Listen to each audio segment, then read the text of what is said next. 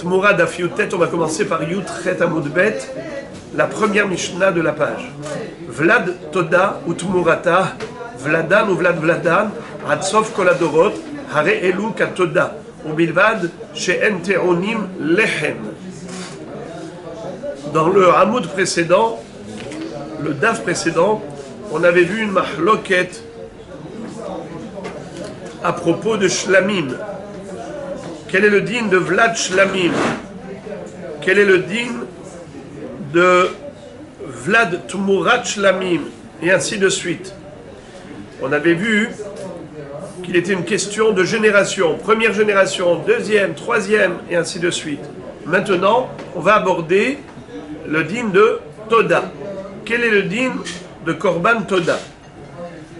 Korban Toda, c'est lorsqu'une personne veut remercier Akadosh Baruch Hu pour un bonheur procuré, pour un sauvetage obtenu. Quelqu'un qui a traversé la mer ou le désert, qui était malade, qui a guéri, ou bien un prisonnier qui est sorti en liberté. Tout cela, ce sont des raisons valables pour devoir offrir à Akadosh Baruch Hu un Korban Toda. D'ailleurs, aujourd'hui, ça s'est transformé en bracha du Gomel. Ceux qui, à l'époque, offraient un Korban Toda, aujourd'hui, récitent la bénédiction du Gomel. Yodou Lachem Hasdo, Venifle Otav, Libne Adam. Le sacrifice du Korban Toda était dans le but de remercier Hachem, et on devait manger 40 pains. Il y avait 30 pains qui étaient matzah et 10 pains qui étaient hametz. En plus, une particularité dans le Korban Shlamim de Toda, qu'on appelle Shalmei Toda, c'est que normalement un Korban Shlamim est consommable pendant 2 jours et une nuit. Jour, nuit, jour. Mais dans le Korban Toda, c'est jour et nuit. Il n'y a pas de possibilité de manger le Korban Toda au lendemain. Pourquoi ces différences? Pourquoi contracter le temps de consommation? Et pourquoi rajouter 40 pains? Alors que dans Korban Shlamim classique, il n'y a pas de pain qui va avec. Étant donné que c'est dans le but d'exprimer une gratitude envers Akadosh Baruch Hu, c'est important de le faire en public. Or, nous savons que le temps de consommation du Korban est limité. Et après ce temps imparti, le Korban devient assourd à la consommation. Ça s'appelle notar. Il faut le brûler, le reste. Et on ne doit pas le laisser. Il faut tout manger. Mais comment tu vas tout manger? Tu as un petit ventre, un petit estomac. Comment tu vas manger une bête? Comment tu vas manger 40 pains? Et en plus, on t'a contracté le temps. Tu seras obligé d'inviter beaucoup de monde. Et plus il y aura des gens à ta table, et plus tu auras l'occasion de diffuser et de raconter à un public plus grand ton ess. Plus le cercle est élargi, plus le nom d'Hachem est glorifié et sanctifié, puisque tout le monde va prendre conscience de la grandeur d'Hachem et de sa bonté infinie à notre égard. Voilà pourquoi le Korban Toda est différent du Korban Shlamim, et il n'est mangeable que dans un laps de temps d'un jour et d'une nuit, différemment d'un Korban Shlamim classique qui est mangeable en 2 jours et une nuit.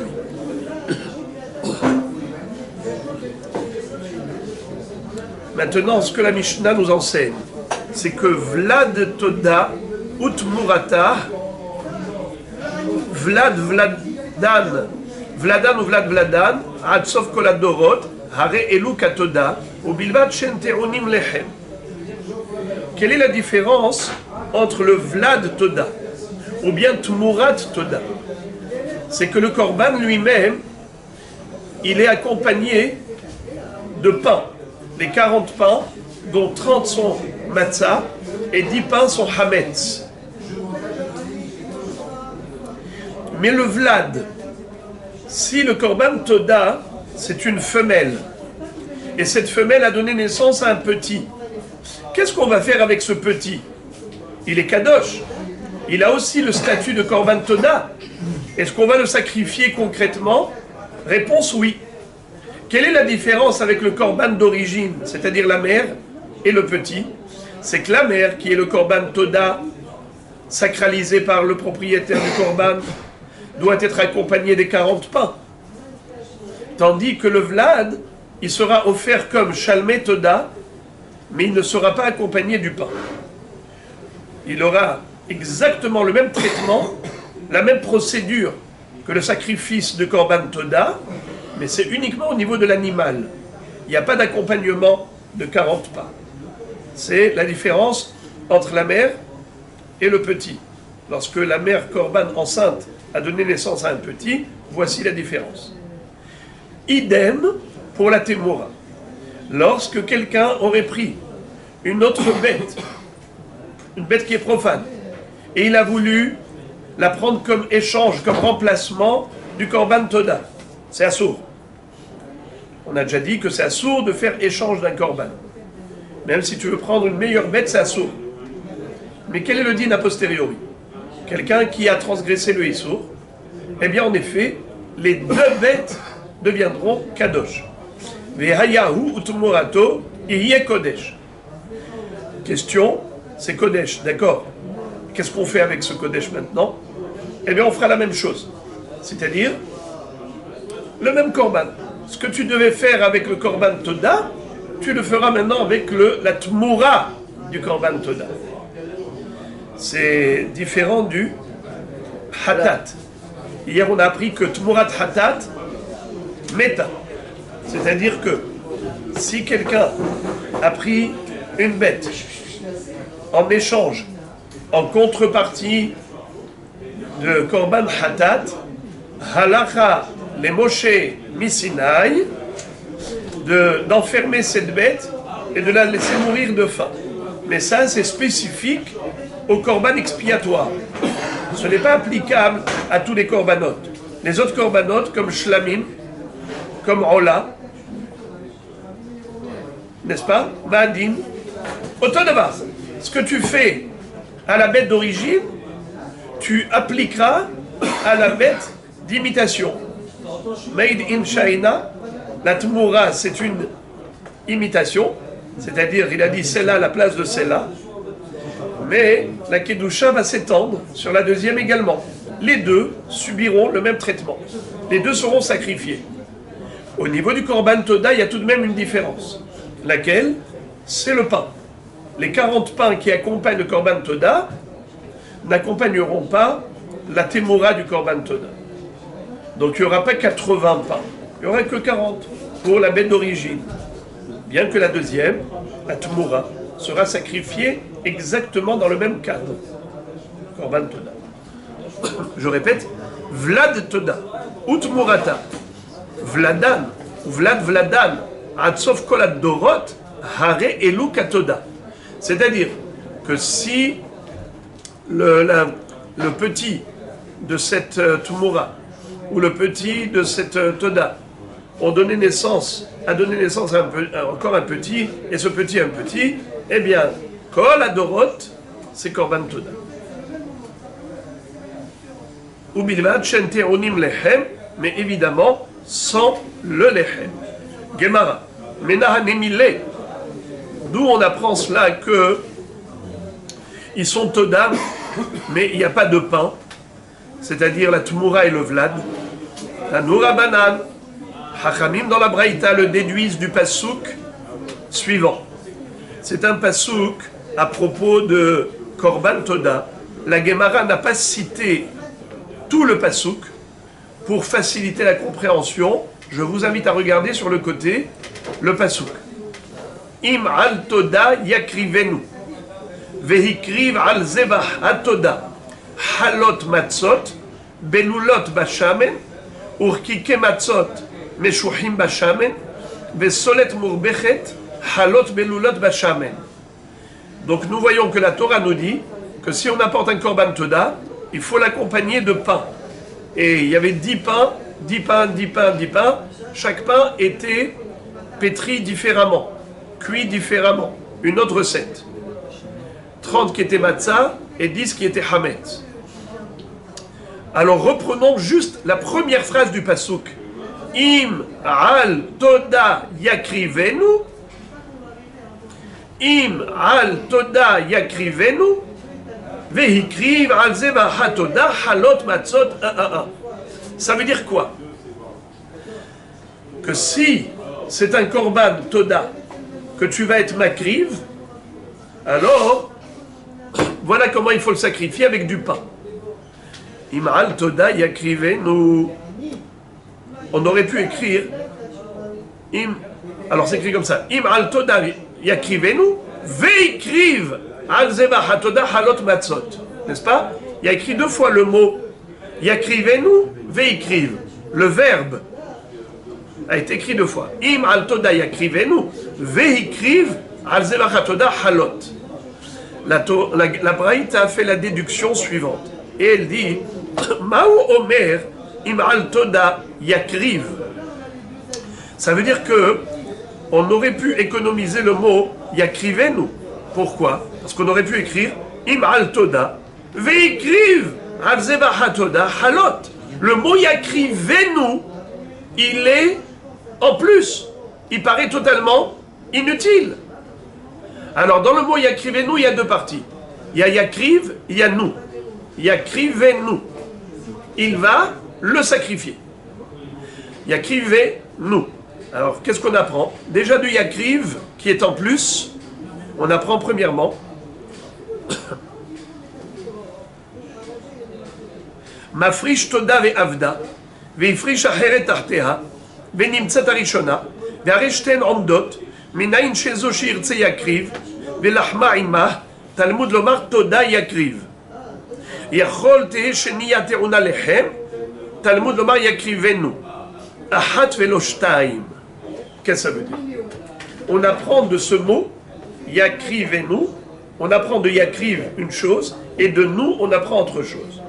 Premièrement, quel est le din si jamais quelqu'un avait un korban toda? Donc il a désigné un animal, une bête, comme sacrifice. Et voilà que cette bête a été égarée, perdue. Il l'a retrouvée. Donc maintenant, il a devant lui deux bêtes qui sont korban toda. Est-ce qu'il va sacrifier qu'une seule ou les deux? Réponse, les deux. Pourquoi? Il y a écrit deux fois yakriv. Vehikriv et yakriv. Pourquoi la Torah se répète? Pas inutilement. C'est un ribouille pour te dire qu'il faut être makriv, première bête, il faut être makriv, deuxième bête, les deux bêtes. Très bien. Maintenant, la Braïta pose la question, elle dit, d'accord, l'animal, les deux animaux seront sacrifiés. Mais est-ce qu'il faut aussi apporter 40 pains avec les deux animaux? Je te dis non, que pour une seule bête. Une bête sera accompagnée de 40 pains, mais l'autre, tu sacrifies que l'animal en tant que korban toda, mais sans pain. D'où tu le déduis? Parce que c'est écrit yakrivenu. Le nous, c'est pour dire ahat veloshtaim. C'est pas écrit yakrivem au pluriel, yakrivenu au singulier. Pour dire qu'une seule bête est accompagnée de pain et pas deux. N'importe. Celle qui veut, il y a la logique là. Ce qu'il veut. La première qu'il va sacrifier, il va sacrifier les deux, mais la première qu'il va sacrifier, elle sera accompagnée de pain pour son devoir. Elle a été remplacée par la deuxième, n'est-ce pas? C'est un petit peu ça que ça veut dire. Mais maintenant, les deux sont devant lui. Les deux sont égales. Les deux bêtes sont égales. Il n'y a pas d'ordre. Même dans le sacrifice, même rapport des... Alors, d'où j'apprends qu'il n'y a que 40 pains et pas 80 pains. 40 pains pour accompagner une seule bête et pas les deux bêtes. Parce que c'est écrit yakrivenu au singulier. Yakriv auto. Comme si c'était écrit yakriv auto. Auto, vélo otam. Yakrivenu, vélo yakrivem. Le nous, c'est comme auto. Il y a un dagesh. Il y a un dagesh dans le nun. Le dagesh dans le nun, c'est comme par exemple. Je veux dire, Hazaku mimenu. Hazaku mimenu. Plus fort que nous. Plus fort que lui. Hazaku mimenu. Si je mets dagesh, qu'est-ce que ça fait? lui. Si je ne mets pas Dagesh, c'est nous. D'accord? Yakrivenu avec Dagesh, c'est lui. Où est-ce qu'on retrouve ce pasuk Hazakum Imenu? Non, c'est avec le peuple dans Shelachecha. Le peuple qui dit Hazakum Imenu. Qui avait dit les Meraglim, n'est-ce pas? Les Meraglim ont dit que les géants qui se trouvaient en Eretz Israël sont plus forts que Hasve Shalom, que lui.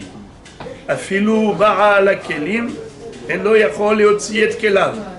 Même le Créateur qui a créé ces géants, il ne pourra pas leur faire face, Hasve Shalom, et les dégager d'Eretz Israël. Ils sont arrivés jusqu'à une telle bassesse, un tel déclin. Donc, Yakrivenu, c'est comme Hu, Oto, et Had Velo Shnaim. Ah, juste une question. C'est un peu léger comme réponse, parce que le sujet il est au singulier, donc le verbe est au singulier. Donc sinon il faut interpréter tous les verbes au singulier de la Torah en disant, parce que c'est au singulier là. Très bien. Mais Im'al Toda Yakrivenu, le Korban Toda, c'est vrai que c'est un singulier, mais c'est un singulier qui est global. Comme par exemple, Bata'al Atzfardeya. La grenouille est montée, a envahi l'Égypte. Est-ce que la grenouille, c'était une seule grenouille?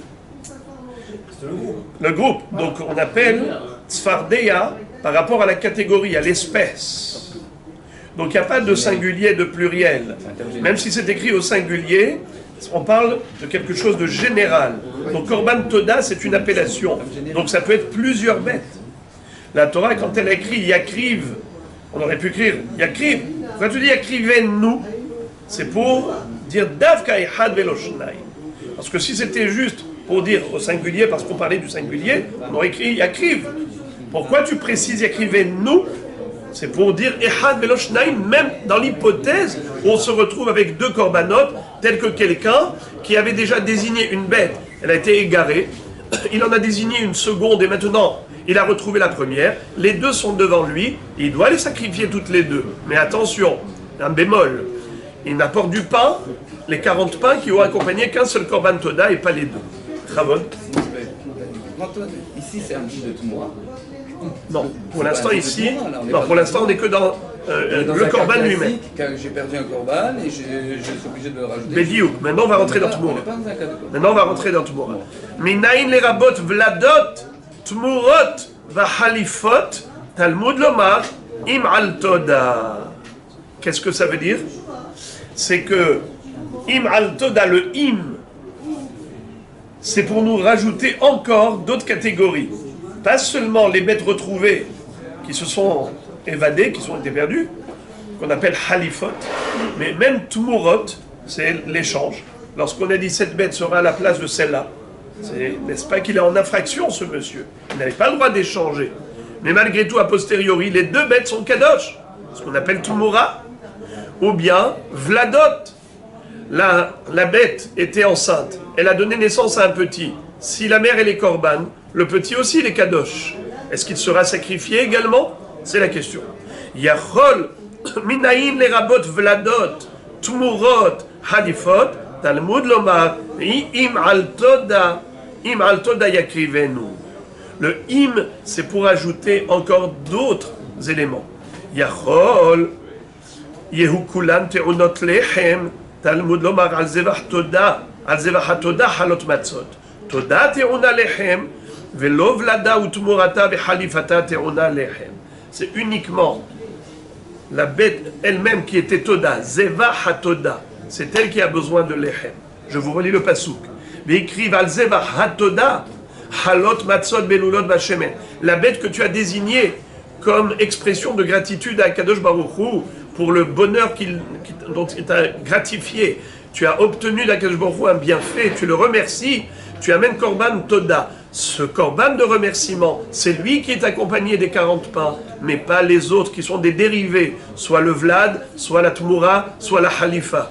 Tous ces cas de figure, bien que les bêtes elles-mêmes seront sacrifiées en tant que contrepartie du Korban Toda, mais pas avec tous les détails qui l'accompagnent, à savoir le lechem. On n'aurait pas pu le déduire des halifot quand même. Parce que si déjà la halifot, qui elle-même, c'est pas péjoratif, c'est même pas interdit.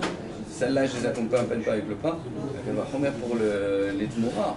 La tmoura, je vais pas l'accompagner avec le pain. C'est déjà la halifa, c'est quelque chose de normal de faire. C'est étonnant que la Gemara est nécessaire de trouver un autre mot pour inclure aussi la tmoura. Je crois qu'il y a une Torah, il y a une Rachivou dans la Torah qu'on n'est pas en train de peut-être de voir. Oui, c'est vrai, c'est une bonne remarque. Pourquoi est-ce qu'on avait besoin de rajouter un mot dans le Passouk pour inclure même le Vlad et même la Tmoura? A priori, on aurait pu comparer la Tmoura à la Halifa. A priori, c'est à peu près la même chose, n'est-ce pas? Et même mieux, si déjà la Halifa, qui est mamash d'égal à égal et qui est sans infraction, n'a pas besoin de pain, alors à plus forte raison la Tmoura. Peut-être qu'on aurait pu penser différemment. Pourquoi? Parce que la Halifa, c'est par erreur, alors que la Tmoura, c'est en âme et conscience. On a fait une extension de la Kedusha avec une volonté précise, on voulait. Là, c'est, ou bien le Vlad, c'est quelque chose qui est issu, c'est un dérivé physique, biologique, puisque le petit sort de la mère. On aurait pu penser que c'est ma mâche comme la mère. Alors, peut-être que ce serait différent de Halifa. Il fallait un limout spécial. Très bonne remarque. Nouvelle Mishnah. Temurat Ola, Vlad Tmura, Vlada ou Vlad Vlada, Atsov Kola Olam, Hare Elu Kaola, Uteonim Evshet Vinituach, Vechalil La Ishim. Tmurat Ola, nous dit la Mishnah,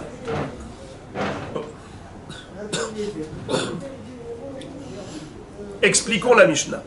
Temurat Ola. Si j'ai une Tmura d'un Korban Ola, c'est-à-dire, j'ai d'abord sacralisé une bête. Je l'ai désignée comme Korban Ola. C'était un don que je voulais faire. Ensuite, j'ai voulu changer. J'ai fait une Tmura, c'est assourd. Mais maintenant que je l'ai fait a posteriori, les deux bêtes sont kadosh. Maintenant, Vlada, pareil, le Vlad de la Tmura, ou bien Vlad Vlada Hatsov Kol Haolam, ainsi que la progéniture de la progéniture, toute la descendance, toutes les générations à venir, auront exactement le même statut que le Korban d'origine, à savoir, seront tous sacrifiés en tant que Korban Ola. Et quelle est la spécificité du Korban Ola? Taoun Hefshet, Nituach et Khalil La Ishim. Qu'est-ce que ça veut dire? Il faut d'abord, après la shrita, dépouiller la bête, c'est-à-dire lui retirer la peau. Nituach, c'est la dépecer, la mettre en membres, la démembrer, laver les boyaux et tout. Et ensuite, tout cela va être déposé sur le misbéach pour être consumé. Donc on a compris que le korban ola a un traitement précis, ce sera celui, pas seulement du korban ola, mais même de la tmoura et même du vlad de la tmoura, dérivé du dérivé. Et même plusieurs générations après. Atsov koladorot, ce sera toujours considéré korban ola. Vous avez vu la différence? C'est que pour korban shlamim, on avait des discussions. Pour korban toda, les choses aussi sont claires. C'est un statut au niveau de l'animal, oui, mais pas au niveau du pain, pas au niveau du végétal. Au niveau du korban ola, c'est sans équivoque, il n'y a pas de discussion, clair, net et précis. La halakha, c'est que la tmoura et le vlad et vlad tmoura, kif kif. Tout est pareil, tout est sacrifié de la même façon. Maintenant, on va parler d'un cas plus compliqué. Hamafrish nekeva leola. Veyalda zachar. Irae achi istaev. Veimacher viavi bedamav ola. Rabbi Elazar Omer, ou atzmo ikrav ola. Nous avons pour règle qu'un korban ola ne peut pas être une femelle. Ça ne peut être que un zachar, un mâle. N'est-ce pas? Ça peut être gros bétail, Ça peut être menu bétail, minatson et minatson korbano, bakar, medavka, zachar, tamim, yakrivenu. Ça ne peut être qu'un mâle. Parfait. Quel est le din maintenant? Quelqu'un qui a consacré une femelle en tant que korban ola. Est-ce qu'on peut sacrifier une femelle? Évidemment que non. La Torah a précisé zachar, un mâle. Qu'est-ce que je fais avec cette femelle? Je la vends et l'argent obtenu sera investi dans l'acquisition d'une bête, mâle, zachar, qui sera elle-même sacrifiée en tant que korban ola. Mais maintenant, Rabota, écoutez le cas sympathique et intéressant. Quel serait le din si j'ai pris une bête, nekeva, ma friche nekeva leola, mais cette bête, elle était enceinte. Et elle a donné naissance à un petit qui est Zachar. Est-ce que ce petit Zachar, il suit la mère ou il est autonome? S'il suit la mère, alors il faut le vendre pour récupérer cet argent qui sera investi dans l'acquisition d'un Zachar, d'un autre Zachar qui sera Korban Ola. Pourquoi? Parce que lui, d'emblée, sa Kedusha n'était pas une Kedushat Hagouf, c'était une Kedushat Damim. Kedushat Damim n'est pas sacrifiable. Tu es obligé de vendre et avec cet argent, tu rachètes une bête qui, elle, sera sacrifiée. Les Havdil, je vous ai donné l'exemple d'un cheval. Quelqu'un qui dit ce cheval sera Korban Ola. Est-ce qu'on peut sacrifier un cheval? Évidemment que non. Qu'est-ce qu'on fera? On va vendre le cheval. L'argent obtenu sera réinvesti pour l'acquisition d'un Korban Ola qui est apte au sacrifice.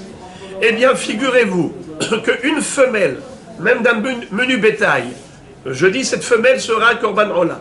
Évidemment, on ne peut pas la sacrifier puisque la Torah dit Zachar, Tamim, Yakriven.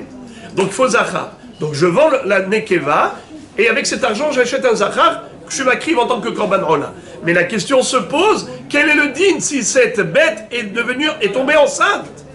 Et maintenant, nous avons ici une bête qui est Kadosh et son Vlad est aussi Kadosh. Mais est-ce que son Vlad, c'est une Kedushat Damim ou est-ce que c'est Kedushat Aggouf? Si c'est Kedushat Aggouf, alors je prends le petit lui-même, puisqu'il est Zachar, il répond aux critères exigés par la Torah, je le sacrifie en tant que tel, Ma'abaya.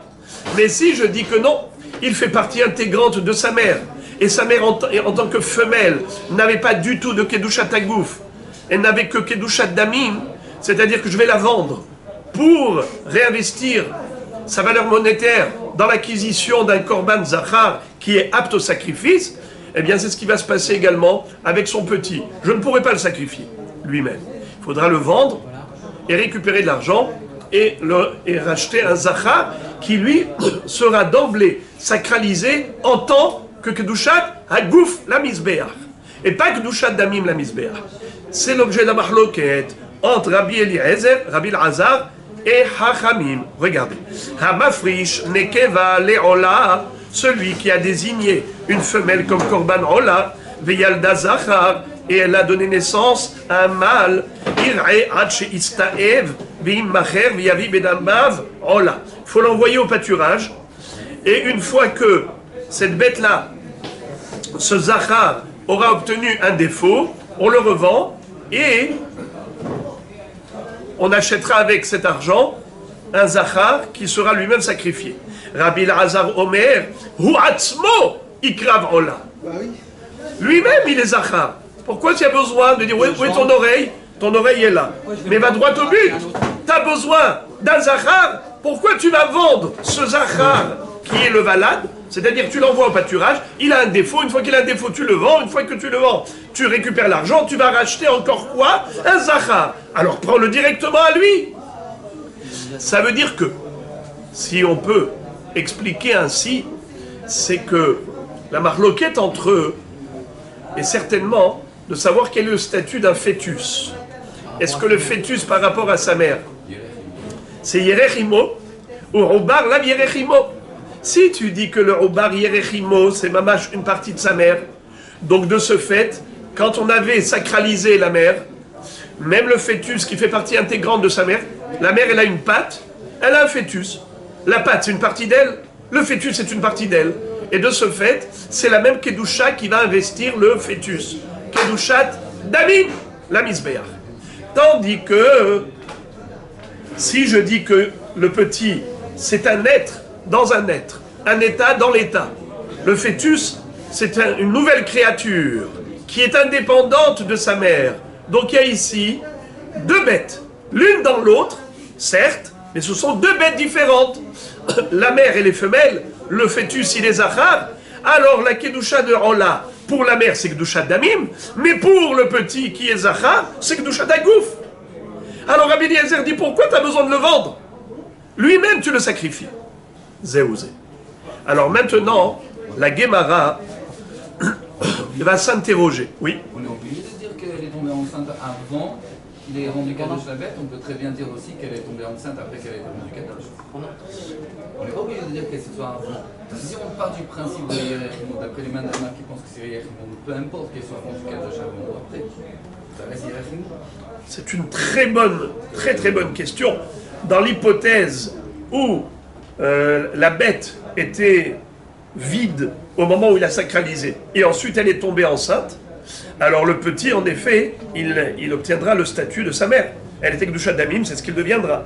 Mais si elle était enceinte déjà au moment de la sacralisation, alors la sacralisation, elle se bifurque. Hazak. Ils disent qu'il faut l'amener dans le pâturage Ouais. pour qu'il ait un moum. Et pourquoi il faut un moum? Ça, c'est une bonne question. Pourquoi est-ce qu'on a besoin de moum, Nahon? Et a priori, on n'a pas besoin de cela. Mais en réalité, c'est écrit comme ça. Même la mère elle-même, n'est-ce pas? Même la mère elle-même, Amafrish Nekeva Leola, quel est le din? Est-ce qu'il a le droit, est-ce qu'il faut la vendre directement ou bien Irei Achistaev? Je vous lis. Haomer Nekeva Rezu Leola, מאחר שהנקבה אינה כשרה לקרב בעצמה לעולה, בהכרח שהקדישה רק לדמי עולה, היינו שימכרו אותה ויקנו בדמי העולה. נכון? אמנם, מתוך שחלה על נקבה זו קדושת דמים, חלה עליה ממילא גם קדושת הגוף, לעניין שאינה נמכרת עד שיפול בה מום. C'est extraordinaire. Ça veut dire qu'il y a ici un chidouche gadol. Et bravo d'avoir mis le doigt sur ce chidouche, et qui sera plus développé dans le Daf Yutet, c'est que, bien que, dans l'absolu, la bête, elle n'est pas sacrifiable en tant que telle, puisque c'est une nekeva, et a priori, on n'avait pas besoin de l'envoyer au pâturage pour la laisser gambader qu'elle subisse un défaut. Non, mais même elle. Et elle, c'est sûr qu'elle n'est pas sacrifiable en tant que nekeva. Et tout de même, on ne peut pas la vendre telle qu'elle. Il faut d'abord passer par le biais de cette procédure, de l'envoyer au pâturage, qu'elle subisse un défaut, et ensuite on la vend. Pourquoi? Mais de toute façon, en tant que femelle, on ne peut pas la sacrifier. Qu'est-ce qu'on a besoin d'un défaut? Alors, commençons la Gemara. Maïshna Recha, des lapéligés, ou Maïshna Sefa, des péligés. C'est-à-dire que, dans le premier cas, même Hachamim sont d'accord avec Rabbi Elazar que la bête elle-même sera sacrifiée, n'est-ce pas? À propos de Korban Ola. Qu'est-ce qu'on avait vu? Temurat Ola, Vlad Mura, Vlad Vlada, Atsov Kola Olam, Hare Elu Ka Ola, Uterunim Efshel Vinituach, Vechalil La Ishim.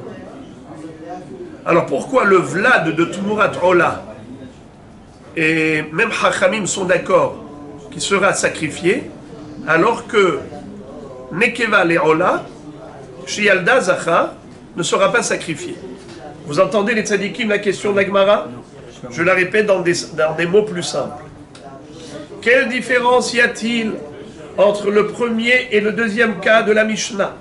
Pourquoi Hachamim se sont opposés à Rabbi Elazar dans le deuxième cas et ne se sont pas opposés au premier cas? Qu'est-ce qu'ils ont dit dans le deuxième cas? Ils ont dit qu'on ne peut pas sacrifier le Vlad. Bien qu'il soit Zachar, bien qu'il soit mâle et pas femelle, on ne peut pas le sacrifier en tant que tel. Il faut le vendre. Il faut d'abord l'envoyer au pâturage, qu'il subisse un défaut, on le vend, et cet argent récupéré sera investi pour l'acquisition d'un nouveau Zachar qui sera sacrifié en tant que Korban Ola. Waouh! Combien de chemins tu as entrepris? Alors que Rabbi Elazar, il est simple. Il dit le Zachar, le Vlad, il est Zachar, tu le sacrifies. Dans le premier cas de la Mishnah, même Hachamim se sont tus. Ils n'ont rien dit. Ils étaient d'accord. Qu'est-ce qui a été écrit dans le premier cas de la Mishnah? Un homme qui a sacrifié une bête. N'est-ce pas? Une bête. Qu'est-ce qu'elle était cette bête? Zachar. Non, au début. Premier cas. Une bête. Oh là. Ensuite, il a pris une femelle et il a dit cette femelle-là sera la Tmoura. Et cette femelle-là a eu un Zachar. Quel est le dîme de ce Zachar de Vlad Tmoura? Qu'est-ce qu'on a dit? Quoi? Il faut l'emmener au prix. Il y a écrit clairement dans la Mishnah, on le sacrifie comme Korban Ola. C'est quoi la question? Mais non, relisez le début de la Mishnah. Temurat Ola, ou Vlad Tmura, ou Vlad Vlada, Adsof Kola Ola, Are Eluka Ola, ou Terunim Evshet Vinitu avec Halila Ishim. Je lis le début de la Mishnah. Ce début de la Mishnah, c'est un cas très simple. J'avais d'abord un Korban Ola classique. Ensuite, j'ai pris une femelle, j'ai dit, celle-là, elle sera la Tmoura de Ola classique. Ensuite, cette femelle a donné naissance à un petit. Ce petit est un Zachar. Ce Zachar, je le sacrifie comme Korban Ola. Tranquille. Pourquoi est-ce qu'ici, Rabbi Elazar, est-ce que Hachamim ne se sont pas opposés à ce Tanakama? De ce fait, comme nous le savons, que ce Zachar-là, qui est né de la Nekeva, qui était Tmoura, il est sacrifié lui-même. Question, comment se fait-il que d'après Chachamim, ce Zachar, qui est né d'une Tmoura, il est sacrifié lui-même. Et le Zachar, qui est né d'une femelle, que moi-même je sacrifie en tant que Ola, le petit n'est pas sacrifiable. Lama, Maevdel. Écoutez la beauté. D'abord, la première réponse, elle est simple. Amar Rabba Babar Hana, Bemachloket Shnuya, Rabbi Elazari. La Gemara donne une réponse d'abord qui est très simple, en disant, tu sais quoi, il y a une mahloket même au début. Le début de la Mishnah, tu sais c'est qui l'auteur? C'est Rabbi Elazar. Mais Hachamim, de la même façon qu'ils se sont opposés à Rabbi Elazar dans le deuxième cas, eh bien ils s'opposeraient à Rabbi Elazar dans le premier cas. Seulement, la Mishnah était brève. La Mishnah n'a pas voulu répéter deux fois la mahloket. Qu'est-ce qu'elle a fait? Elle a mis d'abord le premier cas et ensuite le deuxième cas. Dans le deuxième cas, elle a amené l'opinion de Hachamim qui s'oppose à Rabbi Elazar. De là, tu déduis que c'est pareil. Dans le premier cas, où on te dit une halakha qui ressemble à celle de Rabbi Elazar. Donc c'est qui l'auteur de la Recha du début de la Mishnah? C'est Rabbi Elazar. Mais c'est sûr que Hachamim, de la même façon qu'ils se sont opposés à Rabbi Elazar dans la Sefa, ils s'opposeraient à Rabbi Elazar dans la Recha. Donc bien que la Mishnah n'a pas dit mahloket, toi tu dois comprendre tout seul que c'est une mahloket, même dans le premier cas. Ça c'est facile. Mais écoutez la deuxième réponse, celle de Rava. Waouh, c'est beau.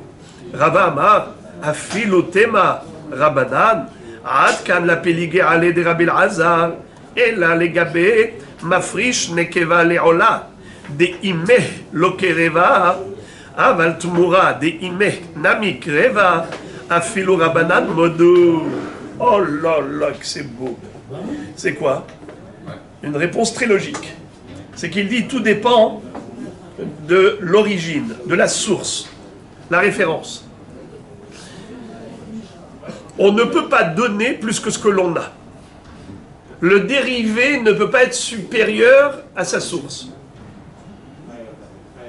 De quoi je parle? Lorsque j'ai dit d'une bête qui est Zachar, Harezu, Ola. Qu'est-ce qui se passe? C'est une sainteté qu'on appelle Kedushat Haguf Lamizbeah. Tu prends ce Zachar qui est Ola, tu le sacrifies. Pas de doute. Maintenant, je prends une autre bête qui est femelle. Et je dis, celle-là, elle est Tmoura. Qu'est-ce qui se passe? Quand je dis, celle-là, elle est Tmoura, elle est femelle, je ne peux pas dire qu'il y a Kedushat Haguf. Pourquoi? C'est une femelle. Je ne peux pas la sacrifier. Mais maintenant, elle est enceinte. Et c'est un Zachar. Et dans son fœtus, et ce fœtus, c'est Zachar. Le Vlad, qu'est-ce qu'il va être? Kedushat Hagouf. D'où il a obtenu cette Kedushat Hagouf? Pourtant, il est issu d'une vache qui est Kedushat Damim. c'est que la Kedusha, de l'origine, passe sur le fœtus. La Kedusha de l'origine, c'est qui l'origine? C'est un korban ola classique. Le fœtus, qu'est-ce qu'il est, Zara? Il reçoit la Kedusha du korban ola classique. Et donc quand il va naître, le vlad de la Tmoura, il sera sacrifié comme la ola elle-même. Donc on revient sur... Regarde, laissez terminer. Par contre, dans le cas numéro 2, de quoi on parlait? On parlait de quelqu'un qui d'emblée a sacralisé une femelle. Donc il n'y a jamais eu à l'origine une Kedushat Agouf la Mizbeah. Lorsque j'ai sacralisé une femelle, à aucun moment il n'y avait ici Kedushat Agouf. Depuis le début de la désignation, la sainteté que j'ai fait régner sur cette bête, c'était une sainteté qui s'appelle Kedushat Damim. C'était pas Kedushat Agouf, car une femelle ne peut pas être Kedushat Agouf. Donc son fœtus, il est issu de la mère. Il n'est pas mieux que la mère. La mère, qu'est-ce qu'elle est? Kedushat Damim, le petit, il est Kedushat Damim. C'est ça l'opinion de Hachamim. Mais Hachamim eux-mêmes qui ont dit ça, seraient d'accord avec Rabbi Elazar dans le premier cas de la Mishnah. Pourquoi? En quoi c'est différent? C'est que là-bas, au moment de la désignation, au moment où l'homme a sacralisé, qu'est-ce qu'il avait fait? Il avait fait régner une Kedushat Agouf, pas une Kedushat Damim, car il avait désigné un mâle, pas une femelle. Makdish Ola. Qu'est-ce qu'il y a eu sur ce Ola qui était Zahar? C'était Kedushat Agouf. Ensuite, il a pris une femelle et il a dit, cette femelle, elle sera comme celle-là. Elle serait comme cette bête. Alors une femelle, c'est sûr qu'elle ne peut pas être Kedushat Agouf. Elle est que Kedushat Damim. Mais si elle est enceinte, le fœtus, lui, il est Zahar, il va absorber la Kedushat Agouf. Lui, il est apte au Gouf. Eh bien, quand il naîtra, il sera Kedushat Agouf. Mais parce qu'il a d'où puiser cette sainteté. Car à l'origine de cette sainteté, c'est un niveau de Kedusha supérieur. C'est niveau Kedushat Agouf. Et il y a d'où puiser Kedushat Agouf. Là même, Hachamim serait d'accord avec Rabbi Elazar. Donc vous entendez ici, mahloket entre Amoraïm, est-ce qu'il y a mahloket entre Tanaïm? You understand, my friend? Mahloket, est-ce qu'il y a mahloket? Vous et moi, on peut débattre en disant, dans ce cas, aussi il y a mahloket. Et on dit, non, dans ce cas, tout le monde serait d'accord. C'est la mahloket entre Rava et Rabba Bar Hana. Rabba Bar Hana dit, que mahloket shnouya. De la même façon que dans la fin de la Mishnah, on a vu une discussion, une opposition, une divergence d'opinion. Pareil, il faut appliquer la même mahloket dans le premier cas. Quelle différence entre les deux cas? Je ne vois pas de différence. Rava dit pas du tout. Les cas ne sont pas similaires. Car dans le premier cas, l'homme au début, quand il avait sacralisé la première bête, il avait fait régner sur elle une dimension de sainteté parfaite, à savoir Kedushat Agouf, tandis que dans le cas numéro 2, quand il avait pris une femelle, et depuis le début il a dit, cette femelle elle est Korban Ola, c'est sûr que la Kedusha qui a régné sur cette bête, femelle, ça ne pouvait être que Kedushat Damim, c'est-à-dire sa valeur monétaire était Kadosh la Mizbeach, mais pas elle-même, car elle n'est pas sacrifiable. Donc automatiquement, le Vlad qui vient après, il n'est pas mieux que sa mère. Ok, alors maintenant la Gemara pose la question, elle dit maintenant qu'on a terminé l'analyse de la vie de Hachamim, qui eux pensent que la bête, dans le cas de la Sifa, ce qu'on appelle Vlad Nekeva, je répète le cas de la Sifa, Mafrish Nekeva Le'ola. Répétons, Mafrish Nekeva Le'ola. Quel est le din de cette femelle? C'est sûr qu'il faudra la vendre. Après qu'on l'a envoyée au pâturage, elle obtiendra un défaut, on la vendra, car on ne peut pas sacrifier une femelle.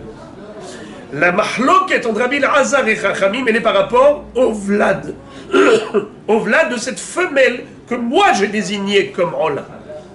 J'ai désigné la mère comme Ola. Le petit qui va naître, Est-ce que, en tant que Zachar, il est sacrifiable tel quel, ou bien est-ce qu'il faut l'envoyer au pâturage et le revendre? C'est la marloquette. Rabbi Elazar dit, est lui-même sacrifiable. Hachamim disent, on l'envoie au pâturage, on le revend et on rachète avec sa valeur un autre Zachar. Maintenant, la Gemara va analyser l'opinion de Rabbi Elazar. Elle commence par dire, Rabbi Elazar se contredit. Dans cette Mishnah, il nous a dit que le Vlad est lui-même sacrifiable. Pourtant, qu'est-ce qu'il aurait dit dans une autre Mishnah? C'est une Mishnah qui figure dans le Dafraf, à Moudbet. Temurat Hacham, Vlad Temura, ou Vlad Vlada, Atsof Kola Olam, Irou Achista Avu, Veimacheru Veiplu de Mehem Lindava. Qu'est-ce que ça veut dire? D'après Tanakama, quel est le digne de Hacham? Une Temurat Hacham, lorsque quelqu'un, on le sait que Hacham, c'est Zachar. Tout Hacham, c'est que Zachar. Si quelqu'un fait une Temura de Hacham, et après on a le Vlad de la Temura, il faudra l'envoyer au pâturage, revendre le Vlad, et cet argent sera reversé dans les coupotes du Beth Amikdash. Quand on dit la coupa, c'est les shofarot, c'est korban tzibour. Après ça, on va faire avec ça, qu'est-ce qu'on va faire? Des nidvot tzibour, des korbanot ola qu'on va offrir au moment où le misbéach il est en chômage technique. Pour pas le laisser en chômage, on va offrir des korbanot. D'accord? Ça s'appelle nidvat tzibour. Nidvat tzibour. C'est les shofarot, les tirelires, où on mettait là-bas l'argent. Donc, l'argent obtenu par la vente de Vlad Tmurat Hacham sera converti en Ola de Nidvat Tzibour. Ça, c'est la première opinion de Chachamim. Deuxième opinion, c'est Rabbi Eliezer. Rabbi Eliezer Omer, Yamutu. Rabbi Eliezer dit, tu enfermes ce Vlad, tu le laisses mourir de faim. Exactement comme Hatat. Vous vous rappelez? Halacha le Moshe Misinai, Hamesh Hataot Ametot. Quels sont les 5 Hataot Ametot? Rappelez-moi. Hatat Shenit Kapru Be'alea, Hatat Shemetu Ba'alea, Vlad Hatat, Tmurat Hatat et Hatat She'avra Shenata, qui a plus d'1 an d'âge. Dans tous ces cas de figure, on l'enferme la bête, elle crève de faim. Qu'est-ce que dit Rabbi Eliezer? Il applique la même règle au Hacham. Il dit Hacham c'est comme Hatat. Ce sont 2 korbanot expiatoires, certes pour des avérotes différentes, mais c'est le même objectif, expiation. Rabbi Elazar, voilà c'est lui qui nous intéresse le plus. Rabbi Elazar Omer, Yavi bidmehen ola, bedamim in, watzmo lo. Voilà. Rabbi Elazar nous dit, qu'est-ce qu'il ferait avec un korban Hacham, qui normalement doit être Zachar, et cette fois-ci c'est une femelle. N'est-ce pas, la Temura est une femelle. Quel est le din du Vlad? Il est en damim. Qu'est-ce qu'il dit? Yavi bidmehem ola. C'est quoi ola? C'est pas nidvat sibour, c'est nidvat yahid. Ola shel yahid.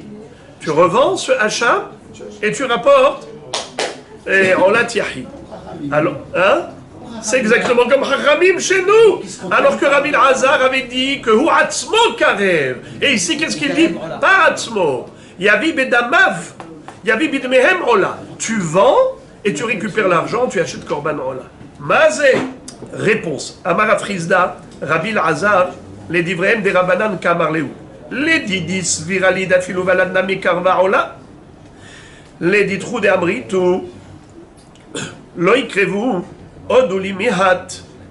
Les nidvat yahid azle. Les abrele motarot. Nidvat sibour. Les nidvat sibour azle. Qu'est-ce que ça veut dire? En fait, la Gemara tire son épingle du jeu très simplement. Elle dit en fait, Rabbi Elazar, quand il a dit à propos du Hacham, Yavi bedamehem ola, c'était pas son opinion propre. Ce n'est pas sa propre opinion. C'est au nom de Hachamim qu'il parle. Il s'adresse aux Hachamim et il leur dit, mes chers amis, mes chers Haverim, moi je ne suis pas d'accord avec vous déjà, sur le fond. C'est-à-dire que moi, pour moi, ce petit, c'est un zahar, tu l'offres comme sacrifice en tant que korban ola. Point à la ligne. Tu ne peux pas le sacrifier en tant que hacham. Pourquoi? Parce qu'il a déjà été expié. Cet homme a déjà été expié. Hacham, c'est pas une nedava. Hacham, c'est pour une faute. Alors tu as déjà expié ta faute, c'est sûr que tu ne vas pas expier ta faute une deuxième fois. Alors tu l'offres en tant que sacrifice de Ola. Donc le motard de Hacham, c'est Ola. Mais quel Ola? Ola Yahid. C'est le propriétaire du Hacham qui va l'apporter en tant que korban Ola. Ça c'est qui dit ça? Rabbi Elazar. Alors il dit au Chachamim, Chachamim bevakasha, vous Chachamim, soyez d'accord avec moi au moins sur ce que je vais vous proposer. C'est que, d'après vous, vous dites que ce n'est pas sacrifiable en tant que tel, c'est-à-dire, alors vendez-le et prenez cet argent et achetez avec ça un korban ola, comme vous l'avez dit à propos de korban ola. Appliquez la même chose pour le hacham. Eh bien, ils lui ont dit non. Eux, ils lui ont dit motrot hacham ola. Ve'ola tzibur. Qu'est-ce que ça veut dire? Amré les motarot, les nidvat tzibur azle. Qu'est-ce que ça veut dire motarot? Tout l'argent qu'on a en plus d'un korban hacham n'est pas reversé dans le portefeuille de l'homme, il est reversé dans le trésor public. Dans le trésor public, c'est-à-dire nidvat tzibur. Quand le misbéar sera en chômage technique, on se servira de cet argent pour acheter des korbanot rolot qu'on appelle rolat nidvat tzibur et pas rolat yahid. Rava Amar, Ad kan lo ka'amar Rabbi Elazar, hu atzmo ikrav ola, ela b'mafrish nekeva le'ola, de'ika shem ola al imo. Aval gadbe tmurat hacham, de'leka shem ola al imo, modé Rabbi Elazar, debedamav in hu atzmo lo karev. Deuxième réponse de Rava, et encore une fois, Rava nous épate par la subtilité, l'ingéniosité de ses idées, de ses réponses à chaque fois. Il trouve toujours des nuances. Et il te dit, ne compare pas l'incomparable. C'est vrai qu'en gros, on a l'impression que Rabbi Elazar se contredit, mais en réalité, quand tu analyses et tu vois les choses en profondeur et de près, tu vois qu'il n'y a aucun rapport. Ici, il a parlé de quelqu'un qui est mafrish nekeva les ola. Et ici, on a parlé de quelqu'un qui est mafrish les hacham, une femelle, et après ça, tu arrives à en faire un korban ola. La différence entre les deux, c'est que quand tu as dit depuis le début, al-imo, tu as dit le mot ola, bien que la mère, c'est une femelle, elle n'est pas sacrifiable en tant que ola, mais elle a subi le nom de ola. Et ce ola-là, lui a collé à la peau. Alors c'est vrai qu'elle n'est pas sacrifiable elle-même, mais son valade, s'il est zachar, et il est sacrifiable, il sera sacrifié lui-même. Tandis que si c'était hacham depuis le début, on n'a jamais appelé le hacham ola. C'est vrai que la halakha qui nous dit que les motrot de hacham, ça valait à ola. Mais ça n'a jamais reçu l'appellation ola. Depuis le début, c'était hacham. Alors écoutez ça. La différence, c'est quoi? A priori, ça n'a pas de sens. Et alors, que tu l'as appelé ola, ou que tu l'as appelé hacham, mais dans les deux cas de figure, c'est des femelles. Si c'est des femelles, elles ne sont pas aptes au sacrifice. Pourquoi est-ce que le valad, s'il est zachar, tu ferais une différence entre le zachar de la mère ola et le zachar de la mère hacham? Mais la mère ola, elle n'est pas sacrifiable en tant que telle. Elle a plus de substance en tant que Ola, donc il reste que le petit, alors que le Hacham, il reste encore. Mais dans les deux cas, il ploue les Ola, parce qu'on a dit que d'après, qu'est-ce qu'on fait avec l'argent de Motrot Hacham? Ça va au Ola. Alors écoutez ça, c'est trop beau.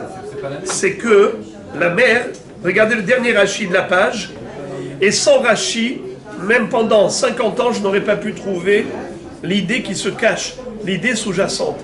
Combien Rashi est notre lumière? C'est incroyable, incroyable, la lumière qu'il a apportée aux chasses. Regardez le dernier Rachid de la page, 2 dernières lignes. De Ika Shem Ola al Imo. Hamafrish Behema le Ola. Ika Ala Shem Ola. Deha le Ola Ekdesha. Ve'i Mishum de Nekeva Hi. Afilo Achi. Shem Ola Ala. Share Matsinu. Nekeva Be'ola Ta'of. Ve'od. Deha Lekshetimacher Dameha. Lekshetimacher Dameha Ola Deinu le Shem Ola. Qu'est-ce que ça veut dire?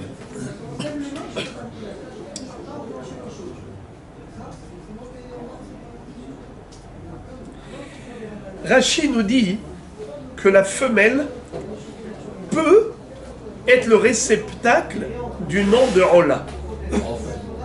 Parce qu'on a trouvé Ola Ta'of.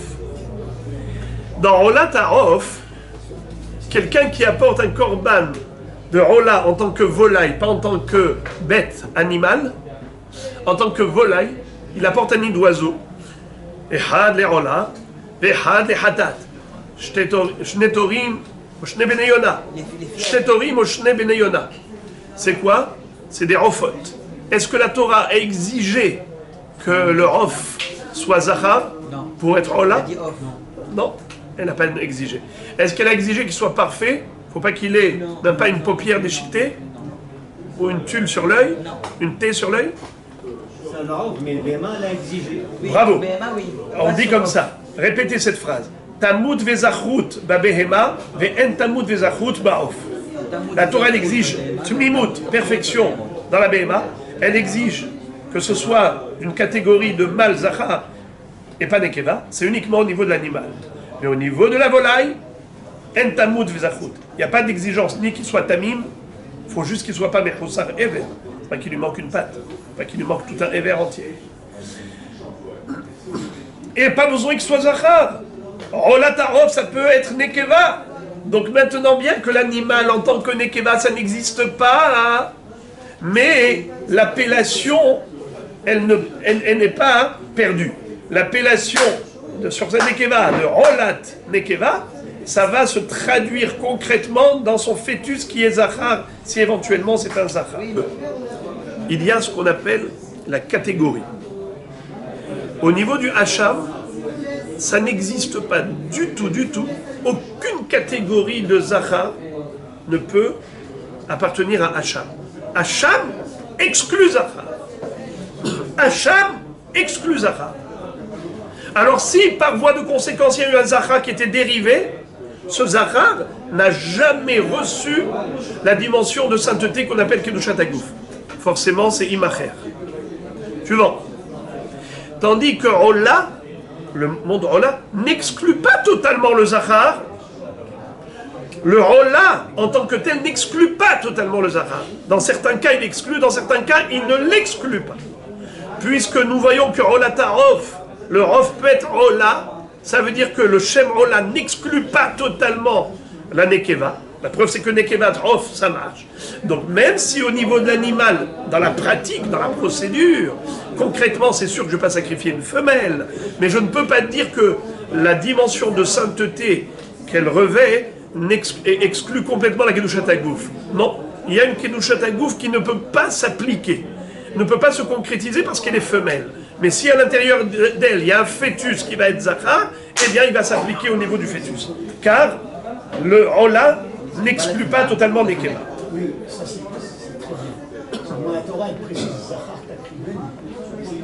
Donc ça veut dire que si la Torah est tombée, Zachar Takriben, on ne peut plus maintenant s'appuyer sur l'idée de Ola Ta'of.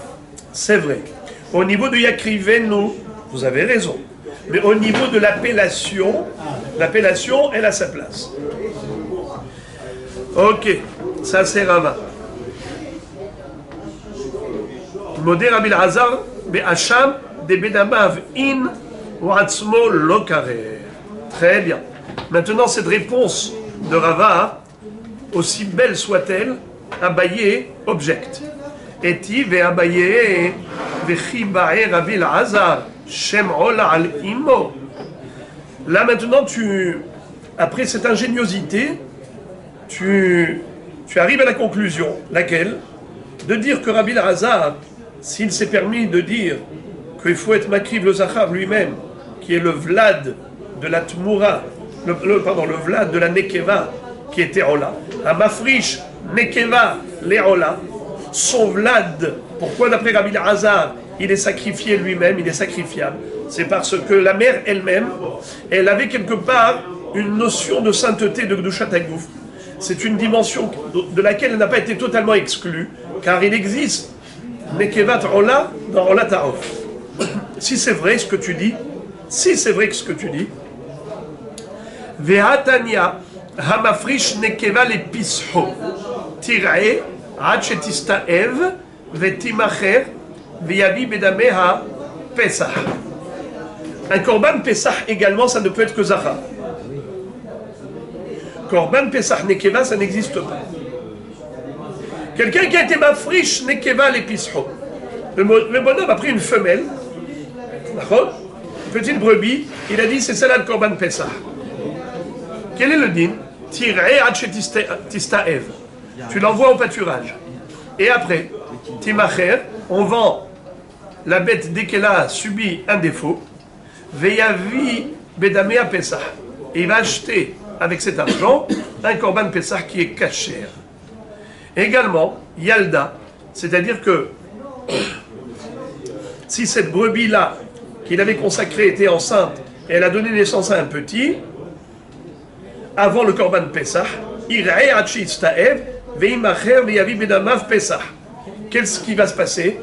Le petit, on l'envoie au pâturage, il subit un défaut, on le revend, et avec cet argent, on achètera un korban pesach. Nishtaira lehara pesach, tirei ad shetistaev et timmacher veyavi bedamea shlamim. On connaît la règle, les amis, rappelez-vous.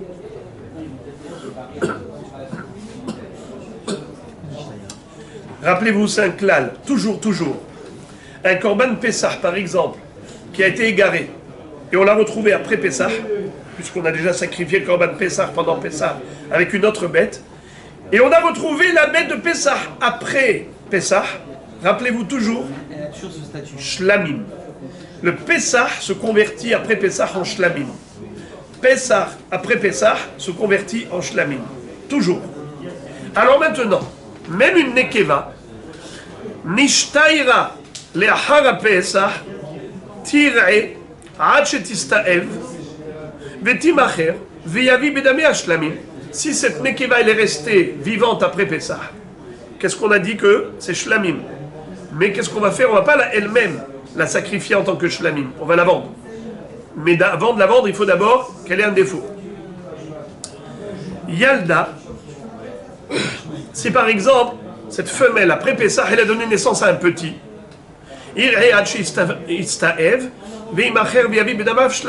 la même chose. Le vlad, pareil, comme sa mère. Tu l'envoies au pâturage, il a un défaut, tu le vends, tu rachètes un korban shlamim. Rabbi Hazar Omer, Rabbi Hazar, il va rebondir sur le dernier cas. Rabbi Hazar Omer, Hu atzmo ikrav shlamim. Alors la Gemara maintenant elle pose une question extraordinaire. Abaye pose une question bombe à Rava. Il lui dit, comment se fait-il que Rabbi Hazar, dans le cas de Pessah, et qu'on a retrouvé après Pessah, qui normalement devrait être sacrifié en tant que shlamim, au lieu de le vendre, ce vlad, comme dit Rachamim, lui Rabbi Hazar dit, Hu atzmo ikrav shlamim. Pourquoi Hu atzmo ikrav shlamim? Normalement, on devrait dire, comme Rachamim, envoie-le au pâturage. Pourquoi? Parce qu'il ressemble plus à Hacham que à Ola. Pourquoi il ressemble plus à Hacham qu'à Ola? C'est quand Ola, quand il avait dit Ani Makdish Nekeva le Ola, la Nekeva elle-même lui a donné le nom de Ola. Alors on a dit que dans ce cas, le petit qui va naître de cette femelle qui n'est pas sacrifiable, d'après Rabbi Hazar, sera lui-même sacrifié. Mais dans Hacham, comme la mère elle s'appelait pas Ola, la mère elle s'appelait Hacham, elle a donné naissance à un korban qui lui ensuite va être envoyé au pâturage, revendu, et l'argent sera utilisé pour acheter un korban Olat Yahid. D'accord? Quelle était la différence? Rava nous a dit Parce que dans ma friche Nekeva les Ola, la Nekeva on l'a appelée Ola. Il existe dans Ola Nekeva, Ola Tarof. Mais Hacham, il n'y a aucun Hacham qui est Nekeva. Donc on ne peut pas lui donner à ce Vlad le statut de Ola. Tu es obligé de le vendre. Parce que c'était que Gdushat Damim, jamais Gdushat Agouf. Ce qui est Ozmi.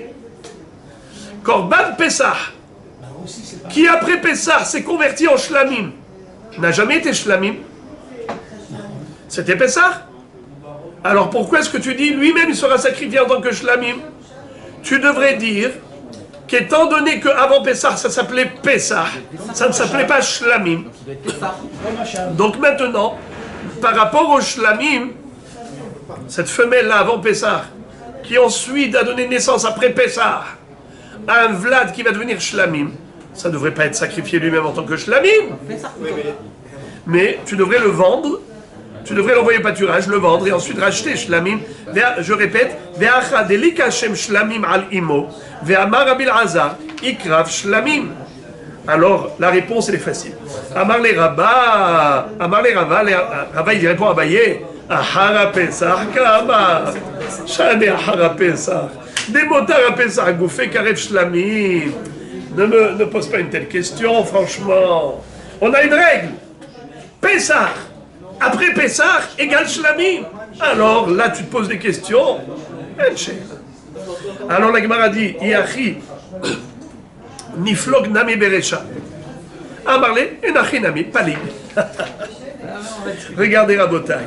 Regardez s'il vous plaît la Baraïta. Il lui dit, alors pourquoi est-ce que dans la Recha de la Baraïta, il n'a pas été Cholek? Pourquoi Rabbi Elazar, il a attendu la fin pour être Cholek? Il lui a répondu, Rava, il lui a dit, t'as raison, il est Cholek même sur la Recha, mais la Braïta, elle a été brève, elle ne l'a cité qu'à la fin. Mais en réalité, Rabbi Elazar, il est Cholek sur toute l'opinion de Hachamim, même sur la Recha. Regardez à nouveau, pour comprendre c'est quoi la Recha et c'est quoi la Sifa, à nouveau relisons. Non, Etiv et Abaye, la Braïta, le début de la Braïta. Etiv et Abaye. Etiv et Abaye. Vous avez trouvé Etiv et Abaye? Non. Etiv et Abaye, c'est la troisième ligne. Je vous fais relire à nouveau. Etiv et Abaye. Mechibaï Rabbi Eliezer. Shem Olal Imo. Ve'atania. Regardez. Quatrième ligne. Ve'atania. Hamafrish. Nekeva lepisho. Ir'e ad she'istaev. Ve'timacher. Ve'avi. Ve'damea Pesach. Yalda, Ir'e ad she'istaev, yimacher v'yavi bedamav Pesach. Nishtaira ahara Pesach, tir'e ad she'istaev, v'yavi bedamea Shlamim. Yalda, Ir'e ad she'istaev, yimacher v'yavi bedamav Shlamim. Qu'est-ce que ça veut dire? Que la bête elle-même Nekeva, après Pesach, la bête elle-même Nekeva après Pesach, qu'est-ce que tu fais? Tu la vends. C'est ce qu'on dit Hachamim. Après, on a dit, et si elle a donné naissance, qu'est-ce qu'on fait avec le petit? Marloket. Hachamim dit, tu vends. Rabbi Elazar dit, tu le sacrifies lui-même en tant que shlamim. Rabbi Elazar aurait dû dire, même pour la mère elle-même. C'est ça la Recha. La mère. Quelqu'un qui, avant Pessah, il a pris une femelle. Et il a dit, je voudrais qu'elle soit Korban Pessah. N'importe quoi. N'importe quoi. Tu dois la vendre, tu dois envoyer pâturage, tu la vends et ainsi de suite. Mais si elle est restée après Pessah, il y a écrit qu'il faut la vendre. Tu l'envoies au pâturage, tu la vends, tu achètes pour Shlamim. Rabbi Elazar, qu'est-ce qu'il aurait dû dire? Shlamim. Puisque dans Shlamim, il n'y a pas de différence entre Nekeva et Zachar dans Shlamim. Hein? Pourquoi passer encore en... Bravo. Pourquoi passer par le billet de Moum et de vente et nanani nanana? Bonne question. Puisque toi tu dis après Pessah c'est Shlamim, alors sacrifie là, pourquoi Rabbi Elazar n'a pas dit ça? Il lui a répondu, Enachinami. Comprends que Rabbi Elazar, il n'est pas cholek que sur la dernière phrase de Chachamim. Sur les deux dernières phrases de Chachamim, il est cholek. Sur la mère et sur le petit. Pas que sur le petit, il a dit Ikravu Atzmi.